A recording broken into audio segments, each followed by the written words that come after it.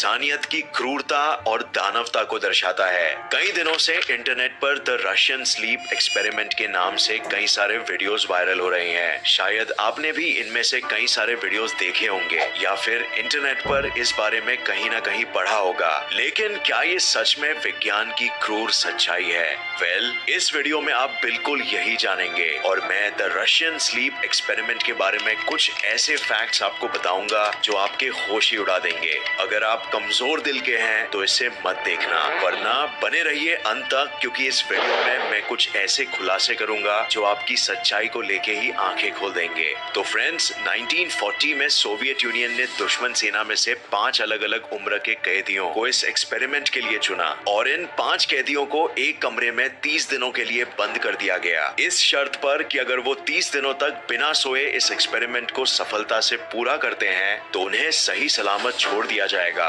ये कह के उन्हें इस तरह के कमरे में रखा गया जहां खाने के लिए खाना, पीने के लिए पानी, एक टॉयलेट और पढ़ने के लिए कुछ किताबों की सुविधा दी गई, लेकिन उन्हें सोने के लिए या बैठने के लिए कोई भी तरीके की सुविधा नहीं दी गई। और इस एक्सपेरिमेंट पर नजर रखने के लिए 2 वन वे मिरर्स लगाए गए थे, क्योंकि उस वक्त सीसीटीवी कैमरास नहीं होते थे। उन 5 कैदियों को नींद न आए, इसीलिए उस कमरे में धीरे धीरे एक एक्सपेरिमेंटल जहरीली गैस ऑक्सीजन के साथ उचित मात्रा में छोड़ी गई। ये गैस एक केमिकल स्टिमुलेंट की थी, जैसे कोकेन या एम्फेटामिन, जो उन्हें जगाए रख सके। पहले 4 दिनों तक सब कुछ नॉर्मल था, लेकिन 5वें दिन से उन कैदियों की बेचैनी अचानक से बढ़ने लग गई और 9वें दिन उनमें से एक कैदी मानसिक संतुलन खोने के कारण 3 घंटों तक लगातार चीखता रहा, जिस वजह से उसके गले के वोकल कॉर्ड्स फट गए। इस गैस का असर अब सारे कैदियों पर भी समान रूप से दिखने लगा था, जिस वजह से वो सारे कैदी अजीब तरीके से बड़बड़ाने लगते।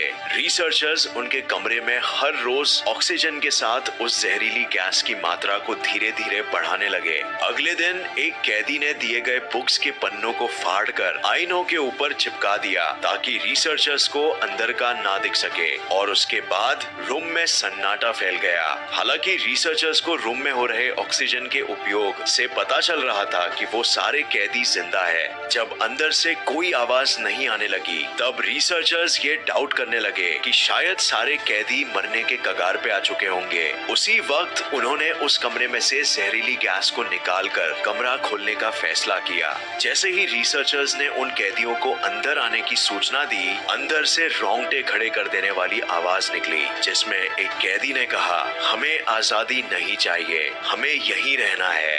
ये एक चौंकाने वाली बात थी। उन्हें उस चेंबर में मजा आने लगा था। वो चाहते थे कि वो हमेशा इसी तरह जागते रहे। उसी कमरे में वो सारे कैदी रिसर्चर्स से भीख मांगने लगे कि उस गैस को फिर से उनके कमरे में छोड़ा जाए और उन्हें वहीं अपने हाल पर छोड़ दिया जाए। सारे रिसर्चर्स सोच में पड़ गए कि आखिर इन कैदियों के साथ हो क्या रहा था, लेकिन फिर भी उनकी बातों को अनसुना करते हुए जैसे ही रिसर्चर्स उस कमरे में दाखिल हुए, उन्होंने पाया कि सारा खाना जैसे का तैसा पड़ा हुआ था। जमीन खून से रंगी हुई थी और उसी जमीन पर कैदियों के कटे हुए अंग पड़े हुए थे ताकि वो उन्हें बाद में खा सके। कुछ कैदी खुद के ही मांस को नोच नोच कर खा रहे थे।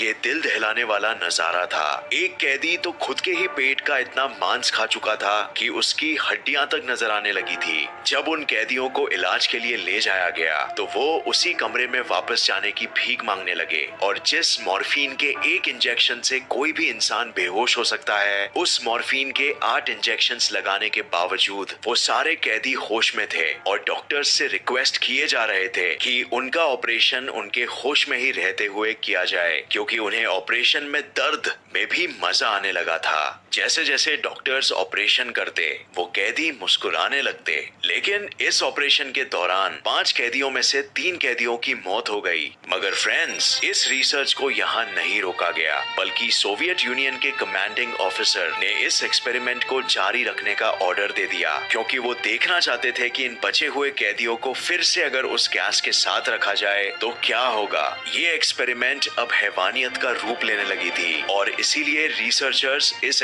एक्सपेरिमेंट को यहीं रोकना चाहते थे, पर कमांडिंग ऑफिसर के इस ऑर्डर के वजह से उन्हें ये एक्सपेरिमेंट ना तो सिर्फ जारी रखना पड़ा, बल्कि उन्हीं 2 कैदियों के साथ 3 रिसर्चर्स को भी उसी कमरे में दाखिल कर दिया गया। जब उन बचे हुए 2 कैदियों को वापस रूम में ले जाने के लिए बेड से बांधा जा रहा था तो वो काफी झटपटा रहे थे, लेकिन जैसे ही उन्हें ये पता चला कि उस गैस के साथ वापस उन्हें उस कमरे में रखा जाने वाला है, तब वो दोनों कैदियों की झटपटाहट अचानक से बंद हो गई और दोनों मुस्कुराने लगे। ये देखकर उन 3 रिसर्चर्स में से एक रिसर्चर घबरा गया और इन अजीबोगरीब कैदियों के साथ इसी डर में उसने कमांडिंग ऑफिसर को ही गोली मार दी। और उसके बाद घबराते हुए उस रिसर्चर ने एक कैदी से पूछा कि तुम आखिर कौन हो, और जो जवाब उस कैदी ने दिया वो काफी भयानक और हैवानियत से भरा हुआ था। उसने हंसते हुए ये कहा कि मैं तुम्हारे ही अंदर की एक परछाई हूँ जिसे तुम कभी बाहर नहीं आने देते। मैं वो हूँ जिससे तुम्हें रात को डर लगता है। मैं तुम्हारे अंदर की वो बुराई हूँ जिसे तुम हमेशा दबाए रखते हो। ये सुनते ही उस रिसर्चर ने उन दोनों कैदियों के साथ उन बचे हुए 2 रिसर्चर्स को भी गोली मार दी और अंत में खुद को भी गोली मारकर उस एक्सपेरिमेंट के रहस्य को वहीं दफना दिया। और कहा जाता है कि उस खौफनाक वाकये के बाद इस तरह का एक्सपेरिमेंट किसी भी इंसान के साथ नहीं किया गया। लेकिन 2009 में क्रीपीपास्ता विकी नाम के एक वेबसाइट पर किसी अनजान अकाउंट के जरिए इस एक्सपेरिमेंट को दुनिया के सामने लाया गया और दावा किया गया कि ये एक ऐसा रहस्य है जो दुनिया से जानबूझकर छुपाया गया था। ये तो थी एक्सपेरिमेंट की बात। अब हम देखेंगे कि आखिर इसमें कितनी सच्चाई थी। इस एक्सपेरिमेंट के बारे में जब रशियन गवर्नमेंट से पूछा गया था तो उन्होंने साफ तरीके से इस एक्सपेरिमेंट को झुठला दिया। अगर साइंटिफिक तरीके से देखा जाए तो इस कहानी में ऐसा कहा गया था कि उन कैदियों के ऑपरेशंस के वक्त उनके दिलों में हवा जाने के बावजूद वो बहुत देर तक जिंदा थे, मगर ऐसा हो पाना नामुमकिन है। अगर इंसान के दिल में जरा सी भी हवा चली जाए तो उसी वक्त हार्ट अटैक से उसकी मौत हो जाएगी। तो ये सवाल जरूर खड़ा होता है कि दिल में हवा होने के बावजूद वो 2 कैदी आखिर कैसे इतने दिनों तक जिंदा रह पाए।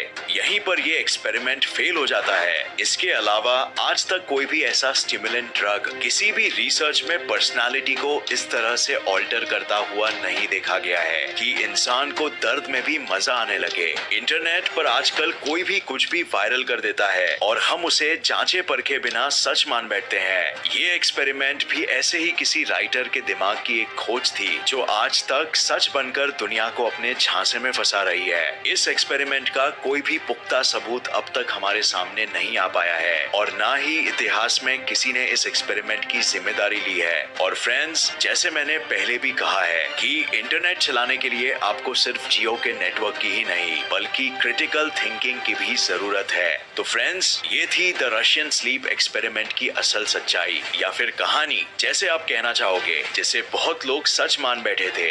उम्मीद है आपको ये वीडियो पसंद आया और इससे नया कुछ जरूर सीखने मिला। आपको क्या लगता है, क्या इस कहानी में थोड़ी सी भी सच्चाई हो सकती है? हाँ कि ना? कमेंट करके अपनी राय जरूर बताना, हमें हम जानना चाहेंगे।